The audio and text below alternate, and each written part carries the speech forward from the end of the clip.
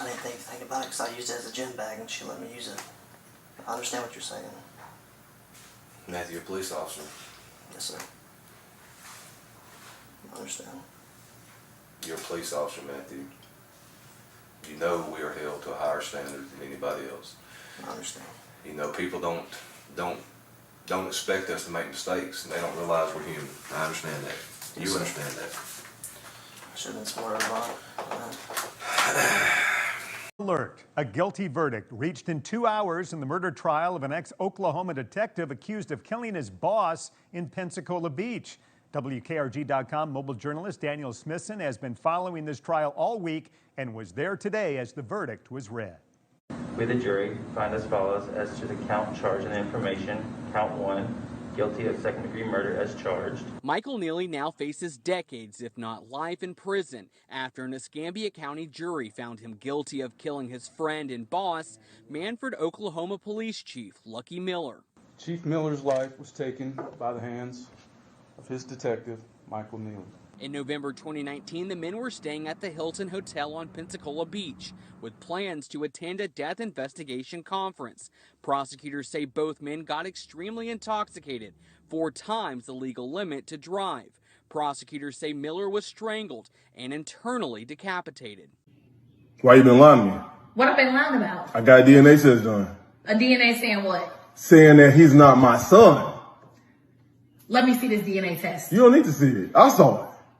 How DNA test gonna say? How you gonna be lying to me for 11 years? Why would you do that to me?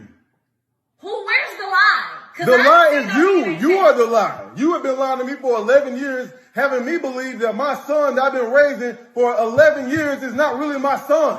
Like, how could you do that to me? Like, what can you say for yourself right now?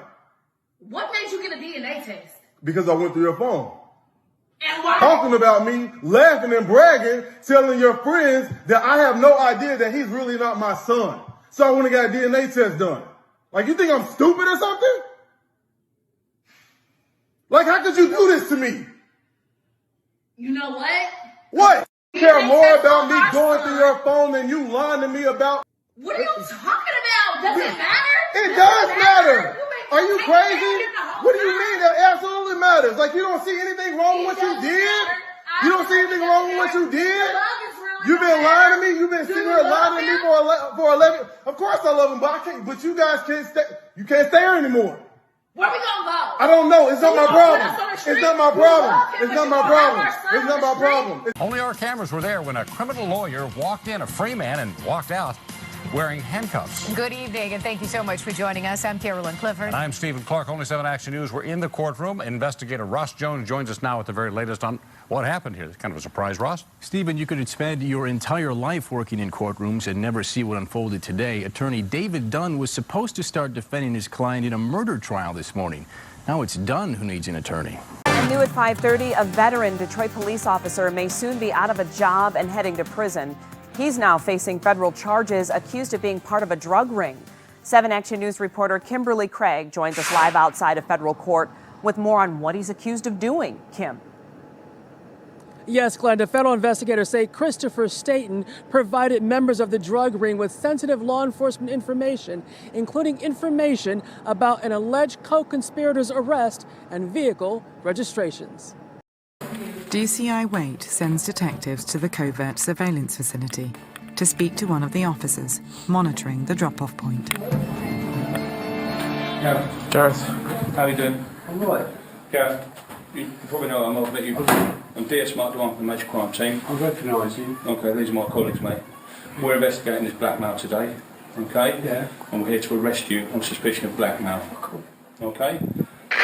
Now, you do not say anything, but it may harm your defence. Do not mention, when questioned, that's on what you later on in court. Anything you do so may begin evidence. If things are wrong, if I can shake your hand, sir. Yes, sir.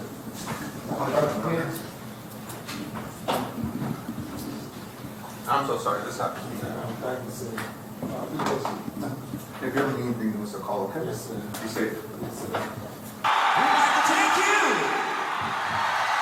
into the fire!